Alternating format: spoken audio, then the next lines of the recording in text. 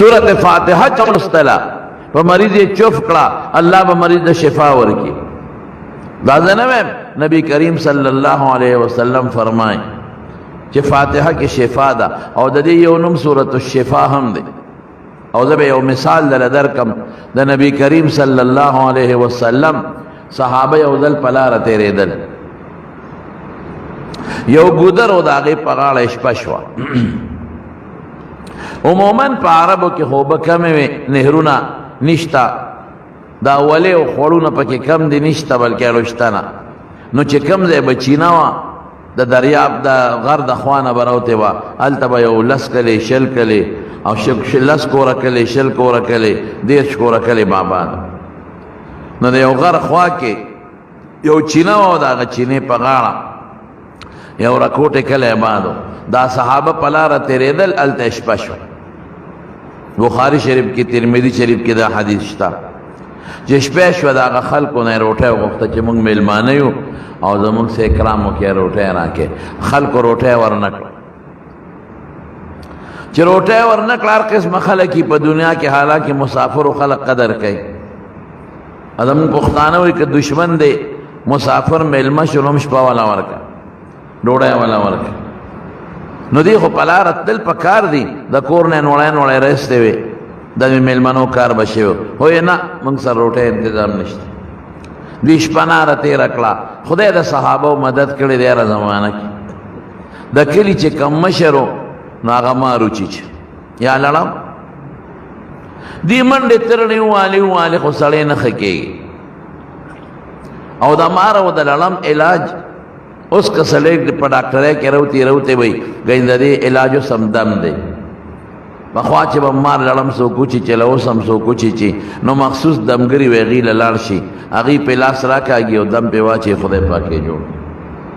نو دے خلق منڈے والے خو سڑی نٹی کے دا نو بیا چاوے لکا دا ملمان را غلی دی دوی سرطا پوسکو کہ دوی کے سوک دم والاشتاو کنشت نو دے صحابہ لنا لل وی حل فیکم من راق وی تاسو کے سوک دمگرشتا وی ولی وی ان سیدنا لو دیغا وی زمان مشر دکلی آغا مار لڑم چی چلے او سعینا لہو بکل شیئن ار قسم منڈ ترڑ موالے ولا ينفعه شیئن سفیدہ وطن ملاوی کہ کم مشر صحابی دی حضرت ابو سعید خدری رضی اللہ تعالیٰ عنہ آغا وی او مال دم رضی علا شاہ براشا سڑی را نمری کہ دم پہ واچے آگا ویزے مانا دا شوم پڑک بچو حالانکہ گورے حدیث کی دا نشتا خاصی نما پسی باز خلق بیٹے لپنو کی ویدہ پا کم حدیث شوم پڑک ٹکی پکی نشتا خدا دی سیاق و سباق مخ کی رستو نے اندازہ لگی منطق جسنگ حجت تی دمونگ دا عالمان وی نو مفہوم و سیاق و سباق ہم حجت تشریح کے ویلش زیدہ شم پڑک بچو بیگام دا نڈوڑے غختا نوڑے روٹے مرانکلا اس خیراتی دمون اغوانے نو اتسوے ویزوے مچی مزدوری براکے مزدوری من خلق و دا شکرانہ وائی پخواب و تا خلق و شکرانہ وی نو که آغا مزدوری را کولشے دم بواچم خدای ممشر جوڑ کی آکے نراکے دیکھ پل کار کر آغیوے بلکل اس مجبوری دا مشر مارچی چلے دے عمری سا مجبوری غوان بیدا جیڑی خشو 50 روپے والا ورک چی معشوم ایک کور تا بولتا بیا واپس راوسی استاد یا خو بیا پا جاڑا شو 50 روپو تے چل جوڑ کرو چی بائلم تے واپس بیا خو بیا جیڑی آغیوے دا 50 روپو دا دم زور دا کور پوری دلو اندے شے زیاد کنو بیا با نبا جیڑی دا پا خواہ مشرانو خیار خلقو دمون بابا جی با یو خبره کولا تاسو تیم بیم اگوی چکل مریض مرض دا کرکور کے راشی درے کار بکوے یو با ڈاکٹر نے علاج کوے علاج سنت دے دویم با دم استعمال ہوئے نبی کریم صلی اللہ علیہ وسلم پخبل دمونا چولی حضرت حسن و حضرت حسین دا دوارن وسیعو دی ماندے دم چولی دی وعیزکما بکلمات اللہ التامات من شر ما خلا وشر کل شیطان وہام وعین لامہ او چف پیکلے دی او یو دل دی خبلو دوارو نوسوتا وی بچی دم در باندے چم او دا قدم په واچو او بیا ورته وایي وی بچی په دې به ابراهیم علیه السلام خپل زامن اسماعیل علیه السلام او اسحاق علیه السلام هم دمول. ګوره ابراهیم علیه السلام هم دمونه اچولې او کله به یې داسې موکړل چې ګوته مبارکه به یې داسې خوله کې ووال او بیا به هغه په ځمکه راښ کا او د مریض په تندي به یې راښ کا تربت ارضنا بریقة بعضنا لیشفی سقیمنا باذن ربنا. خوره د مدینه او لاړه زما او د مریض په تندي راکاږم چې شفا ملو شي، خو شفا به څوک ورکوي؟ شوق سره وایه، نور شوق سره وایه. عقیده به دې دی، عقیده به دې دانی چې دې دم جوړ کړم، نه دم کې شفا الله چي. عقیده به دې دانی چې ډاکټر جوړ کړم یا حکیم جوړ کړم یا دې دارو جوړ کړم. د حکیم او د ډاکټر په دارو کې به شفا څوک اچي؟ الله. ګوره مسبب الاسباب الله دی، دا اسباب هم خدای پیدا کړي. ډېر کرتا یو سړی علاجو کې شفا ته لاړ شي، لاهور ته لاړ شي، آغا خان ته لاړ شي او مړی راوړي، امریکې ته لاړ شي او مړی راوړي. ولې؟ الله هغه ډاکټر او دارو کې شفا نه اچوي. او ستا د کلي یو عام کامپاوډر له لاړ شي په مټ ورته یو ستنه وایي او ټیک ټاک شي، دې کې خدای شفا اچولی.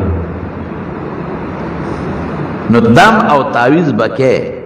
دا دواړه ثابت دي، خو عقیده به دې داني چې تعویذ جوړ کړم او دم جوړ کړم. عقیده به دې دی چې په دم او په تعویذ کې شفا چا واچوله؟ الله واچو. نور حضور پاک په خپله دم اچولی. یو ځل جبریل علیه السلام راغی نبی علیه السلام ته، وی بیمارې ویو وی الا ارقیک دم در باندې نه اچو؟ وی واچو. نو هغه پې دم واچو، بسم الله ارقیک من کل داء یؤذیک الله یشفیک. وی د خدای په نوم دې دمم، د هرې بیمارۍ نه دې دمم او شفا به څوک درکوي؟ الله به درکوي. نو دا دمونه دا ثابت دي زمارو،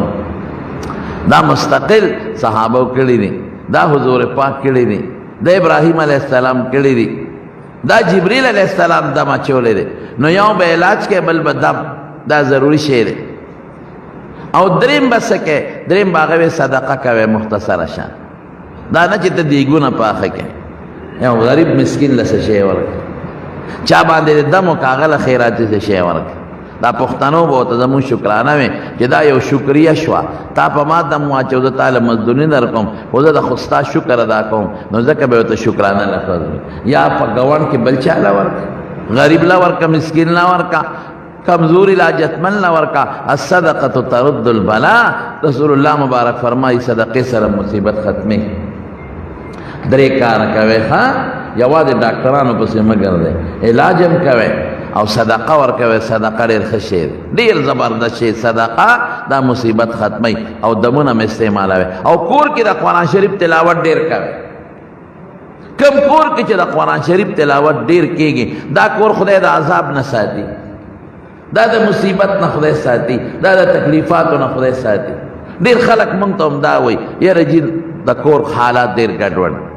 رونه خپلو کې سره روان، بچی او خاپلا ټولو سره روان، ښځې زنانه روان. څوک جي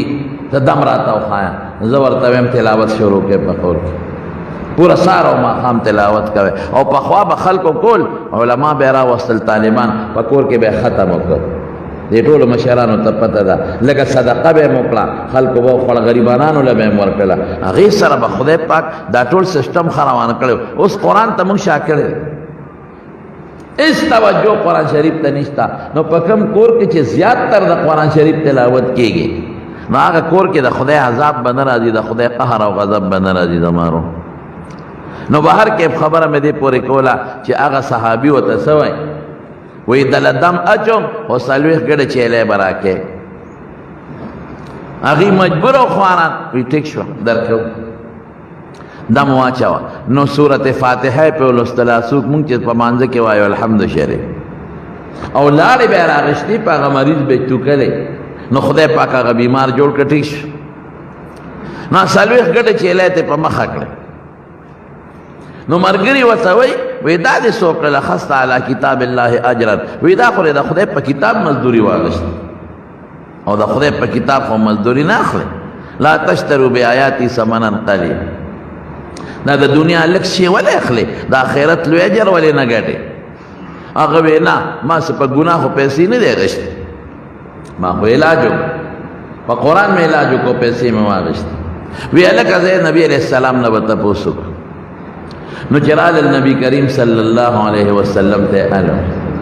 وی صاحب دقسې دی او دم واچو مریض خدای پاک جوړ کړو نو حضور پاک مبارک ته تپوس وکړو وی څه دم دې پې واچو وی فاتحه مې پې ولوستا نو خوشحاله شو وی تا ته څه پته وه چې دا دم دی لکه یعنی ښه دم دې پې اچولی وی حضرت څلوېښت ګړې چیلم ترې راوستې دې سره څوک ګوره د بخاري شریف د حدیث الفاظ درته وایم ان حق ما اخذتم عليه اجرا لکتاب الله وی ډېر ښکلی اجر حلال اجر او مزیدار اجر خو هغه دی چې د خدای په کتاب دی واخیست وی تقسیم یې کې خپل منځ کې سره او اجعلوا لي معکم سهما وی مالم پکې سره کې دې ته تبرعان وی دې کې علما وی اشاره دې ترې چې تر قیامت پورې څوک دو نه وي چې په دم پیسې اخیستل منع دي دا دی هغه چې کوم اجرت اخیستی و حضور پاک مبارک لیم پکې حصه ورکړه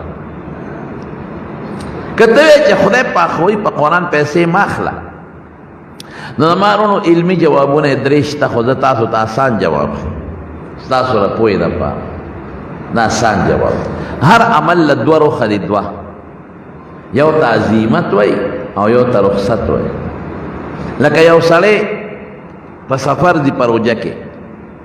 عظیمت دا دی چې دا روژه ونیسه که طاقت دی ښه خبره ده لیکن که ته روژه نه نیسې او قضا یې کې دا هم دله رخصت دی دواړو کې د اختیار شو ښه دا ده که طاقت دې وي نو ونیسه او که طاقت دې نه بیا خو ښه نه ده خو که طاقت دې ښه دا ده چې ونیسه خو که طاقت دې وي او بیا هم وایې چې نه نیسم د دې قضا به کوم ځکه زه مسافر یم پنډی لاهور ته ځم نو رخصت تله شته دقه رنګې عظیمت دا دی چې ما اخله پیسې پرې د خدای بدل ډېر لوی اجر او ثواب په آخرت او په جنت کې درکړي خو که اخلي نو رخصت دله شته دا یې دلیل شو نو قرآن شریف په یو صورت کې د مارونو فایدې دي